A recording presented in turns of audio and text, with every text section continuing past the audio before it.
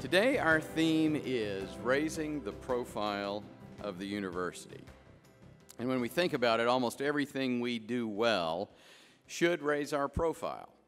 That includes enrollment growth, improving our facilities, conducting and publishing meaningful research, partnering with others to improve our community and state and grow our economy, improving compensation for faculty and staff, conducting signature events like the Public Affairs Conference and the Missouri Public Affairs Hall of Fame, growing our international engagement activities, etc. You get the idea.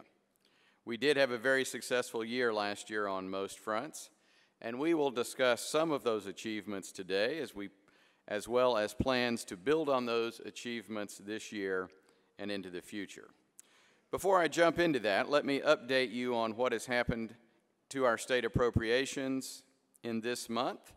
The results of the veto session were mostly favorable. Only two of the sales tax exemption bills that would have reduced revenue for education became law. The governor's vetoes of the remainder of these bills were sustained, and as a result, the new performance funding money, which was about $4 million for us, will be released during the remainder of this fiscal year. The second year of the occupational therapy money, however, is still being withheld, but we are optimistic it will be released before the end of the year, and we are working hard to make that happen. Our decision to hold tuition flat and move ahead with the compensation increases and other new programs has been vindicated.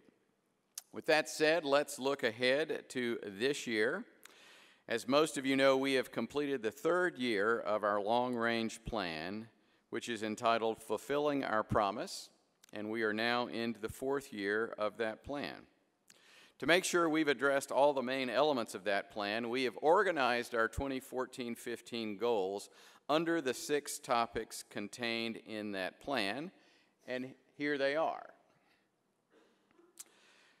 We have also added 2 goals not set forth in the long-range plan, which deal with athletics and West Plains integration.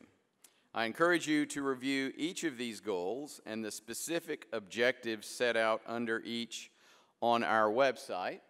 While I'm not going to speak at length on increasing compensation today, I do want to emphasize that that goal remains both a board priority and a personal priority. You can find it under Valuing and Supporting People, Goal 5, at this website or in this document. And we will continue to work to increase compensation when revenue increases despite many other needs. Our board has set some specific policies and priorities for us to work on in year 4 of our long-range plan, all of which will raise our profile if we are successful. And this afternoon I will address 5 of them. The first is value. Value means we will keep cost affordable for students while offering rigorous, high-quality programs. Governor Nixon, our Board of Governors, Frank, and I all believe college must remain affordable for working and middle-class families. College cannot be just for the affluent, and student debt cannot expand indefinitely. So we will scrutinize all proposed tuition and fee increases and approve only those that significantly improve the programs and services we offer. We have and will expand need-based scholarships, including our first ever graduate scholarship program, which will begin in January.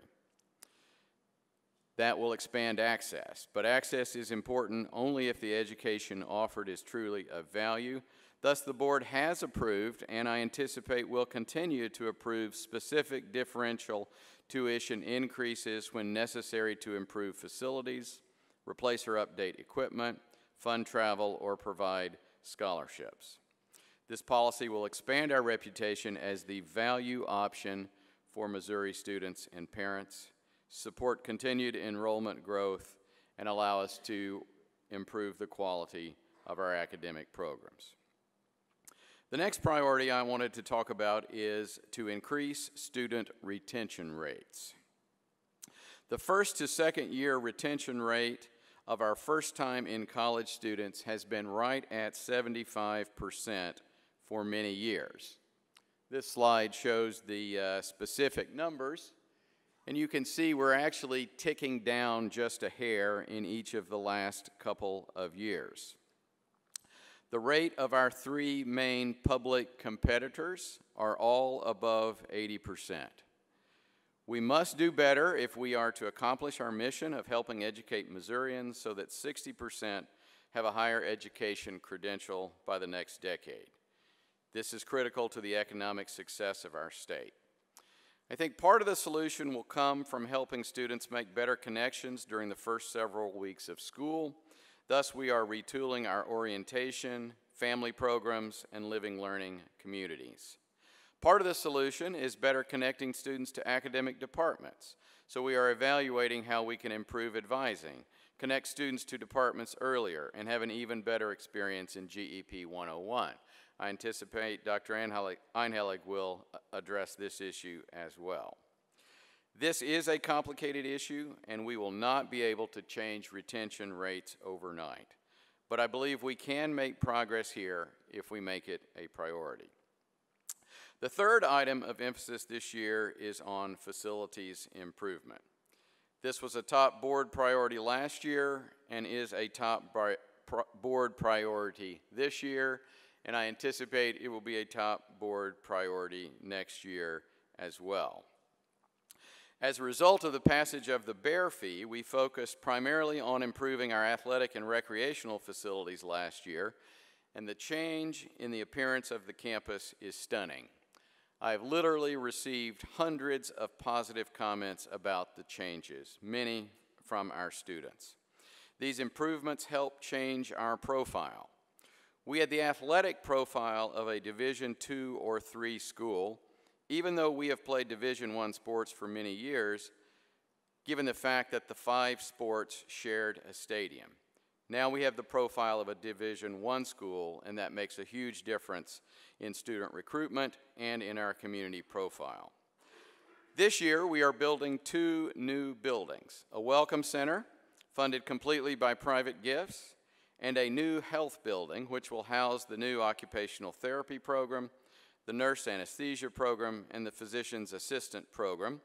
And moving those latter 2 programs over to this building will free up space in the professional building to expand the other health programs. We are also completely renovating Pummel Hall, renovating the 5th floor of the Morris Center downtown as growth in the English language and foreign language institutes have exploded, are renovating Sun Villa, which has fallen into disrepair, and are beginning the first stage of renovating and reorganizing the library. The following year, we moved to expanding laboratory spaces and the renovation of some of our older academic buildings if revenue bonds are issued by the state. That will be our top legislative priority this year, and I'm hopeful we can be successful in that goal. We know we also have additional parking issues and are pursuing paths to help improve that situation. There's no silver bullet for that, but we will have details to come later in the year on that topic. Fourth, the next major topic I have this morning or this afternoon is improving the diversity of faculty and staff. And when I use the word diversity, I am defining that term very broadly. It is more than ethnicity, although ethnicity is an important part. We have done very well at increasing the ethnic diversity of students, as you can see from the slide behind me. And recently, the university has been recognized for creative diversity initiatives. For example, Missouri State was just named a recipient of the 2014 Higher Education Excellence in Diversity Award from Insight into Diversity magazine, the oldest and largest diversity-focused publication in higher education. This award is a national honor recognizing U.S. colleges and universities that demonstrate an outstanding commitment to diversity and inclusion. Despite some really good success in this area, we have only made marginal progress in improving the diversity of our faculty and staff, and I believe we can do better. Our students are entitled to interact with faculty and staff from diverse backgrounds and with diverse life experiences and diverse ideas. The conversations, discussions, and experiences will be much richer if we can make progress on this front. And it's important because of the globalization of our world, and it is part of cultural competence. Increasing our diversity will be an emphasis this year in all the searches we conduct. This will be challenging, maybe the most challenging thing on our list, but we will not make progress if we don't begin to intentionally work at this as an important priority. And finally, I want to mention strategic planning. We are about to begin a visioning process, which we have named the Missouri State Vision, Our Passion for Excellence. Emphasis on those last 4 words, our passion for excellence. Since 1995, Missouri State has taken planning seriously. This has served the university well, and it has grown as a result. Since then, the university has been guided by a series of 4 long-range plans. These documents have been developed with broad input, listed precise goals, and included accountability measures. The vast majority of the goals included in each of these plans has been accomplished. As you know, our current long-range plan runs through June 30th of 2016. That means that next year we will focus on preparing the new plan, which will go into effect July 1, 2016. In order to be more thoughtful in developing our new plan, and in an effort to spread the work across a couple of years rather than overwhelm us in this year, we will develop the new long-range plan in phases over the next 2 years. First, the work that Dean Yankee and the steering committee have already done and will do this year with the Higher Learning Commission accreditation will benefit us greatly. When completed, the HLC self-study will provide an analysis of progress over the past 10 years and identify areas of improvement for the future. Second, as a result of a discussion our Board of Governors had at its August retreat, this year we will complete the strategic visioning project I referenced earlier. The goal of that project is to gain consensus on the assumptions and philosophical foundation from which the next 2 long-range plans will be developed. To the extent possible, we want to identify the key issues that higher education and Missouri State will face in the next 5 to 10 years. The steering committee for the strategic visioning process has been named, and we will have our first meeting on Thursday. We will soon name specific topics and task force to address each. The task force will include members from both on and off campus. Please do not hesitate to volunteer for one of these work groups if you are interested. They will be announced soon. We also plan to schedule a series of guest speakers to help stretch our thinking on these topics. We will then present the report at the August 2015 Board of Governors retreat for their discussion and approval. Once finalized, the report will provide a foundation for developing the long-range plan for 2016-21, and with the foundation established, we will be able to concentrate our work on the specific goals and tactics for the next 5-year period. As is our practice, we will post the strategic visioning project on the website so that you can follow its progress and provide us feedback. I am confident that with this 2-year approach, we will result in our long-range plan for 2016-21 being the strongest long-range plan yet. Let me conclude the first part of this talk with an update on our first 2 massive open online classes which are being offered this fall. 2 years ago, Frank and I convened a faculty task force to evaluate what role, if any, Missouri State should play in this new phenomenon called MOOCs, which the so-called experts anticipated would put universities like ours out of business. It was chaired by Dr. Arden Miller, who has designed and taught online classes here for years. After working for most of a year, the committee concluded that we should develop some expertise in this model of delivering classes, but that we should only focus on subjects in our wheelhouse, where we had expertise not shared by most other universities. So last year, we developed 2 courses. The first was a Laura Ingalls Wilder course, Exploring Her Work and Writing Life, the Early Years. The second was a course on Ozarks history called Examining an American Culture. The latter class is taught by Dr. Brooks Blevins, and I am enrolled in it, and I will tell you it has been very interesting through the first 3 modules.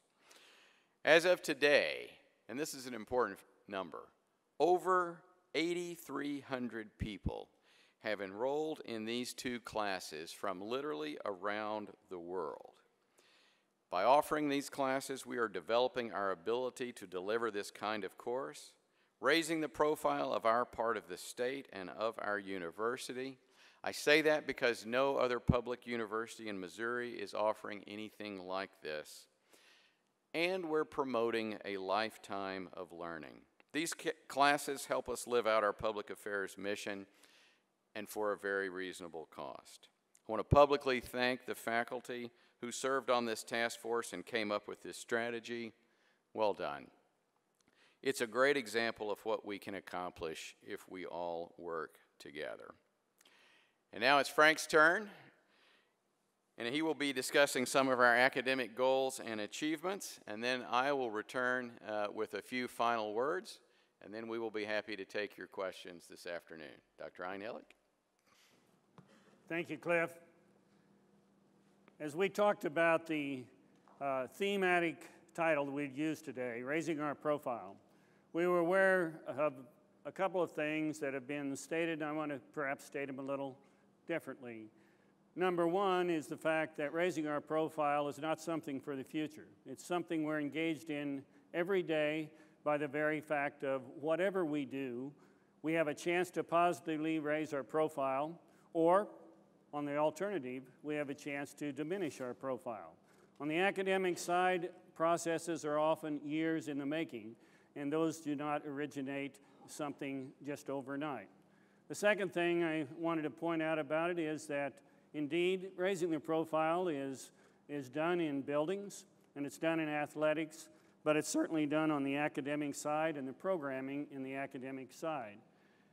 Now, it's done as well in the enrollment picture, because I believe that however we are perceived on the outside often gets reflected in the enrollment.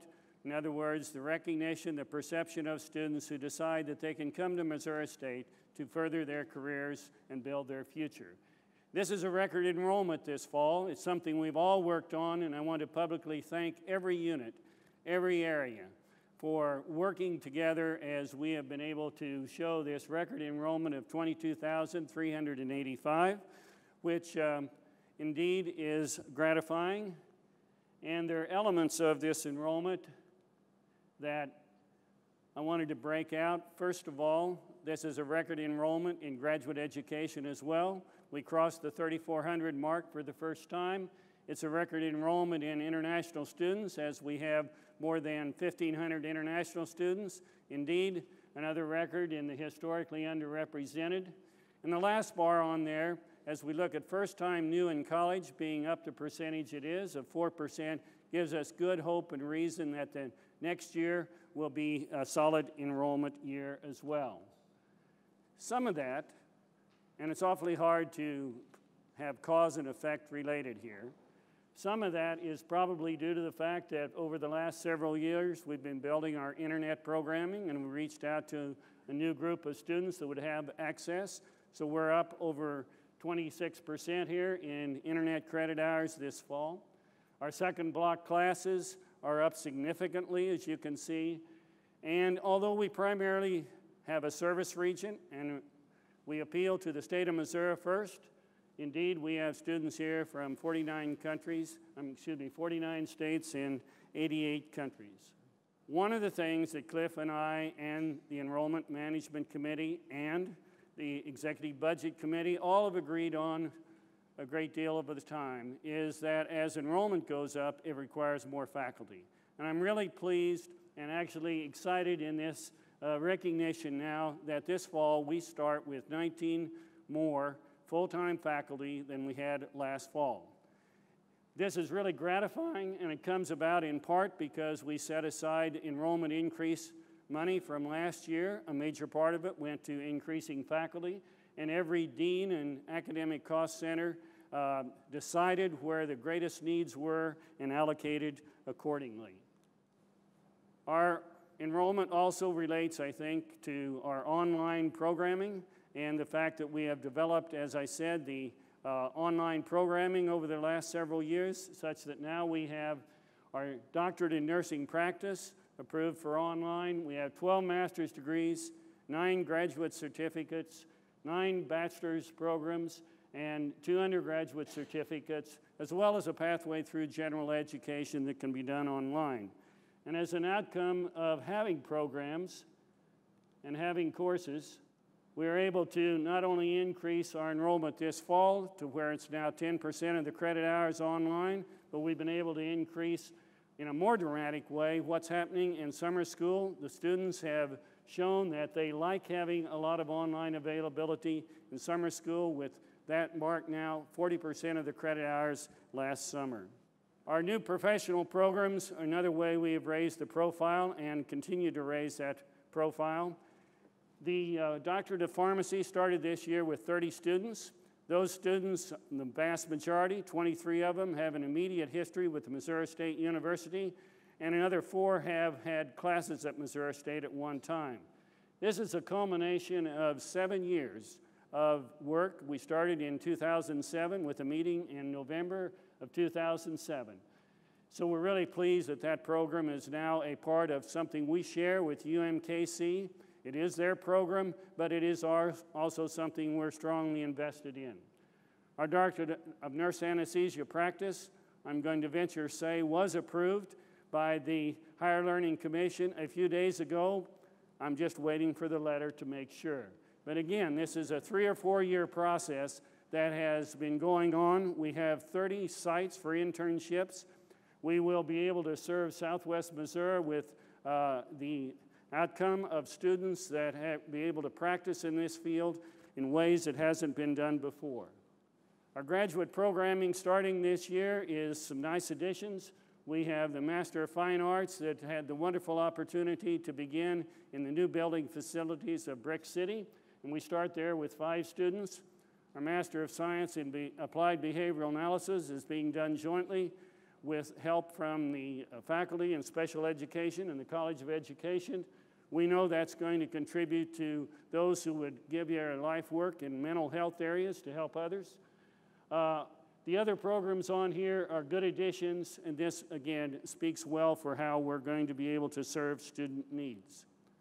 Undergraduate programming, we recognize, always needs tweaking as well, and we need to modify some things at times, add minors, and this year we start with a new construct in our modern language programming. We've added a Bachelor of Applied Science in Hospitality and Restaurant Management that will primarily serve transfer students, OTC being a major group that has a foundation that can come now to Missouri State with a BAS future. And again, we've added several minors to speak to the needs of today's world and give students a start in their careers in different ways. Again, study away has been a strong point, and many of our students have elected to do this, 450 students this past year. This has been a growth area, particularly in the way of participation for short-term faculty-led experiences into different countries and cultures. And the fact that every cost center and the president has put money into some scholarships has been a nice addition to this program in the last 2 years.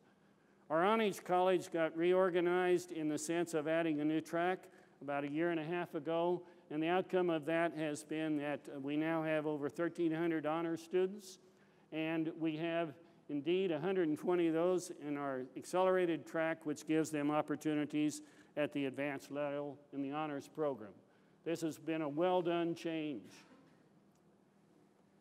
While many things are good, I'm going to be slightly redundant here, and we planned it this way as we talk about the problems of retention, and ultimately our goal would be to graduate everyone. And we know that is a goal beyond reality, but it's one we strive for. Because we have retention issues, and those go beyond just first-time, full-time freshman students, Kelly Wood is going to work this year as a Provost Fellow for Student Success. And that will give us at least one more additional voice in how we can develop things for the future.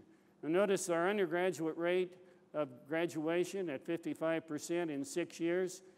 Really, that's not a bad rate compared to comprehensive metropolitan universities, but we would hope to do better as well.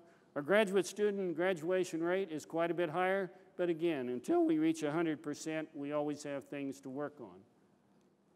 I wanted to show the fact that when you break down retention by colleges and the majors they're in, one thing that consistently comes out is that our undeclared, our undecided students always seem to have a slightly lower retention rate. And we can't make a student decide where they want to go, but we can give them perhaps a little more stimulus in that regard.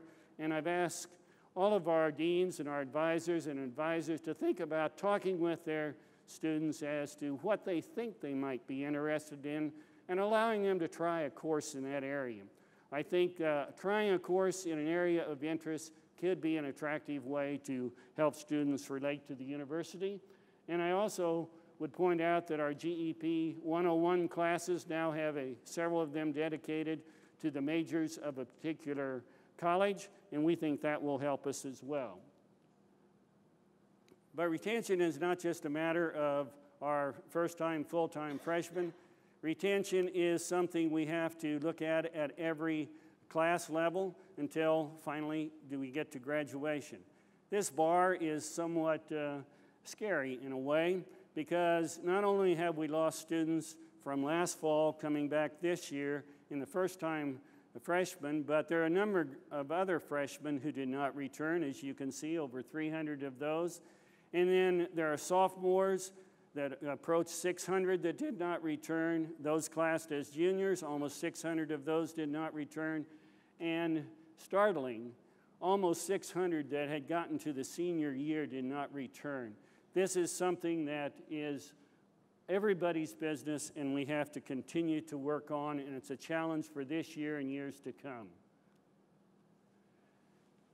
The committee that we referred to earlier in terms of recommending the MOOCs, the Committee on Online and Alternative Education recognized that we have students that come increasingly with divergent abilities in terms of their background to the university. Some of them come already having mastered some things perhaps that are in a particular class that we now require them to take or want them to take. This committee has suggested that we do a pilot program on credit by assessment. That program is now established. It's on the website, and I will be taking recommendations from a committee chaired by Jason Jolly on what areas to fund as we look at possible establishing a few things in credit by assessment this year. We also have a number of programs in the approval process that will be going on this year. One of those is our Bachelor of General Studies. Some of us think that with the Bachelor of General Studies, we have one more tool to be able to appeal to those students who may have dropped out 5 years ago with 90 credit hours and have an opportunity to come back in a way that gives them a possibility to achieve the degree. We also, of course, have added will be adding, after the approval process is complete, some other things. Our Masters of Science in Cybersecurity gives us a new dimension we haven't offered before. It'll be an online program, and I think will gain us enrollment in that area. The education programs, College of Education, have a site-based dimension, and this should appeal to a receptive audience. Instructional technology is something that we've been working on this past year, and we'll be working on in the year to come as well.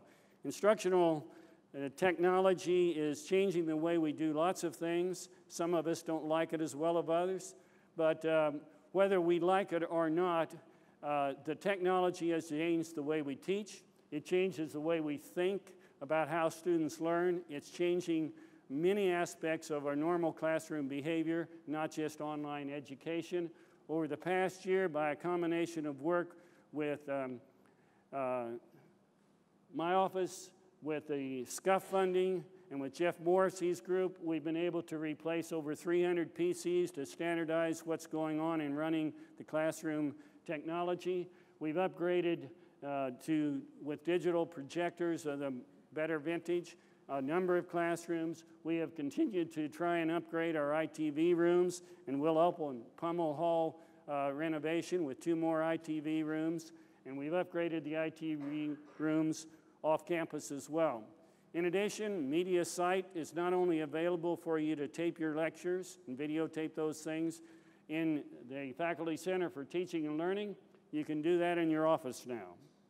Blackboard is something that a year ago we were sweating because we had some troubles with it, but after a thorough look at it, we're continuing to work with Blackboard and we're upgrading our system. We have established some improvements in the management features that will be coming online here this fall. We have looked at community engagement features, and we'll be looking at the outcomes of a pilot project on Collaborate. Collaborate is now being tested out here on campus by about 20 faculty and several hundred students. Their recommendation is going to go a long way in determining if we add that to our Blackboard module. Blackboard, of course, is more than just online. It's for everyone's use, and we needed to upgrade. Now, I'm going to turn my attention for the rest of the time primarily to the value and breadth of faculty research. This is a topic that our Board of Governors have asked us to address on October 17th in a discussion session, and I'm giving you a little preview of some of my thoughts of the value of faculty research. We will have faculty speaking to that topic, but I think that in my introduction, some of the points I'm going to make are simple. They are that it enhances the educational process in multiple ways. It contributes to the public good, innovation, and many things we do in process change come from research. It assists our faculty in the development of becoming even better faculty, and it increases our academic quality and certainly our academic standing in the community of higher education. Faculty research and creative work, what have we done this year? We've done a lot, and I want to thank all that contribute. And there are many, many in this room that have contributed. As you can see, and then we take the 5 areas of where things are disseminated in ways that are juried, peer-reviewed. We have 29 books, 71 book chapters, 220 journal articles and exhibits and performances that exemplify that we're getting word out about good things that are done here. And in looking at some of the books and some of the CDs, we see the diversity we have at our comprehensive university. Everything from things in communication to evolution have gotten into print from our faculty. And again, it's a congratulation I give to all who work so hard in making these things happen. But not only do our faculty do research, our students do, and I'm only going to mention the thesis outputs this year. This is a record number of 161 theses that our faculty have mentored students to completion on, and it is an indication, indeed, that our faculty are invested with the students in teaching them how to do research and how to disseminate that research. Research has been incentivized many ways at the university for a number of years. We've had internal grants, we've had sabbaticals, we've had summer fellowships, but most recently, the last 2 things on this list, the Professor Salary Incentive Program was put into place this past year, and so was the Mind's Eye publication. Professor Salary Improvement or Incentive Process was put in place, awarded 30 faculty in recognition and a salary adjustment. And those 30 faculty, I think, are worth recognizing, and I hope you congratulate your colleagues on this. We will continue that program this year, probably at a reduced number, depending on the funding, but we went the full mile in the first year of this program, and as we continue, we know we'll add to it, but it may not be at this same number. Mind's Eye, which you received, I hope, as you came in. If not, please pick this up coming out. As I did a couple of rounds of editing this year, I was not only amazed, I was excited by what our faculty have done, and we think this public way of presenting in non-technical language some of the work of the faculty is something that will indeed raise our profile. To help us additionally in helps, we've established this year with the help and with the direction of our Executive Budget Committee and International Travel Fund, which has $75,000 in base funding and another $25,000 from my office. That's open for applications right now. I'd also encourage all of you to think about furthering what you're doing in public affairs in the research area by getting it out in our e-Journal of Public Affairs. This journal has a national audience. It has a national review board. It is well established and gets recognition. Consider it as a place that you can tell your story about what you're doing academically in public affairs. To add to that, this year, about 2 weeks ago, we established had the kickoff for the Center for Community Engagement. The Center for Community Engagement is a way we can kind of draw together some of our focus on public affairs. It's a way we can help students doing research in public affairs. And indeed, it's a community-based research opportunity that people can look at us as a focal point where they can come and ask questions and perhaps get help. And finally, the last slide I have that I want to show, it's already been mentioned that this year is our final year in preparation for the Higher Learning Commission, which will have a site visit next October. I know that all of you are aware of this, but I hope you will also go to the website, which has the Missouri State nomenclature and then ends in HLC preparation. If you'll go to that website, 2 of the chapters have been written, and there's an opportunity for you to give your comments, and we'll still refine those chapters. I feel confident that the steering committee and the work that's being done here to represent what we're doing in fulfilling our mission, in integrity of operation, in the way we have teaching and learning resources and assess the outcomes, and finally in the way we distribute our resources. I think we will defend and be reaffirmed, but on the other hand, we want your input. We may miss something, leave things out. So please, give us feedback through that website, and we know that this is something that you're all interested in, so give us some help along that way. And now I'm going to conclude my part, and Clif will come back, and I want to thank you for the opportunity to speak with you. Thank you, Frank, and I think as you all saw, there's some just incredible academic initiatives that we've accomplished in the last year and that we continue to work on that will continue to raise our profile and improve everything that there is about this university. I'm going to conclude our talk today by talking about one subject that is completely different than what has been the focus so far. I want to address a campus safety issue.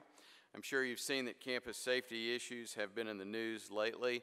In 2012, Congress reauthorized the Violence Against Women Act. The U.S. Department of Education has also issued guidance to universities, including best practices for preventing and investigating campus sexual assaults. Senator McCaskill, obviously one of our senators, has filed a bill that, if enacted into law, would require universities to create new policies, conduct surveys, and take certain actions when responding to sexual assault complaints. The fines for failing to do these things are proposed to be much, much higher than they are currently. Now, the data here at our university indicates we have done well at protecting our students from sexual assaults and investigating the offenses that are reported to us. We have never covered up such an event. We never will cover up such an event in the future. And we should be proud that our university has taken this issue seriously before it became a hot topic in the media. However, with so much public attention on campus safety, we decided to look at our operations and see if there are things we can improve upon to better protect and prepare our students. And so I'll talk about 3 things. First, the board has approved a new policy to address sexual assaults. It is entitled Title IX policy on sexual assault, stalking, and other forms of sexual misconduct. It is currently in our policy library if you would like to review it. As part of that new policy, we created a list of campus security authorities, sometimes referred to by the acronym CSA. And you can find the list of people at the University Safety and Transportation webpage, or you can follow a link on the Title IX policy to that list. Campus security authorities are university employees who are required by law, not just university policy, but are required by law to report all allegations or evidence of sexual misconduct and certain other criminal behavior to university employees who can investigate the situation and take corrective action. Many of you are campus security authorities. Many of our faculty and staff are.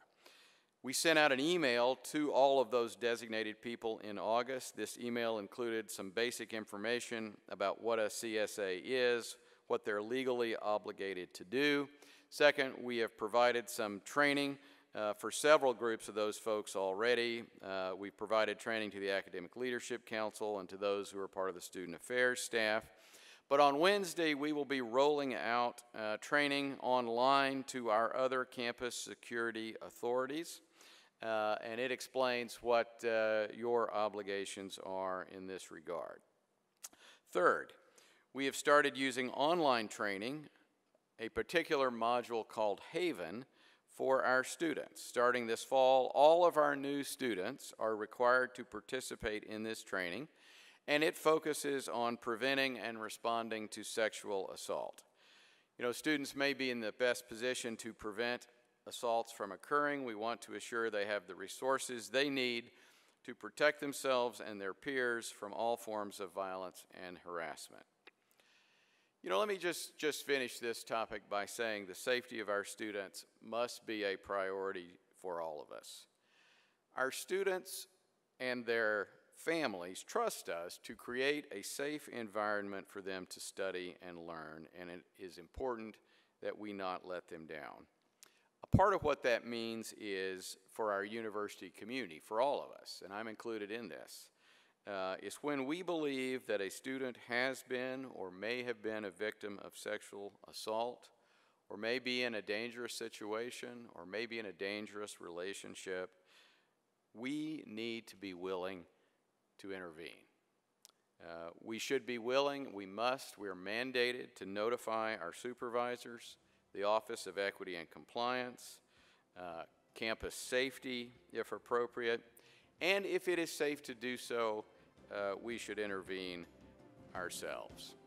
Thanks for being here today. We are off to a great start. Let's continue it. Let's have another fabulous year at this great university. Thank you.